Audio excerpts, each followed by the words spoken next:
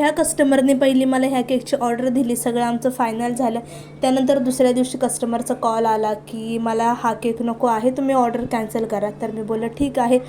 परत दुसऱ्या दिवशी त्यांनी मला सकाळी कॉल केला की मला आज केक भेटू शकेल का, कारण मला ज्या सोसायटीमध्ये हा केक न्यायचा होता तिथे पाणी नव्हतं, त्याच्यामुळे हा बड्डे कॅन्सल होणार होता.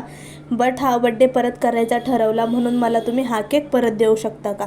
तर मी बोलले ठीक आहे चालेल, असं पण माझ्याकडे एक दिवस होता, सो मी बोलले ठीक आहे चालेल, काही हरकत नाही. तर हा 1 किलोचा केक आहे, नॉर्मल चॉकलेट फ्लेवर आहे. आणि हा केक कशासाठी असेल हे मला कमेंटमध्ये सांगा.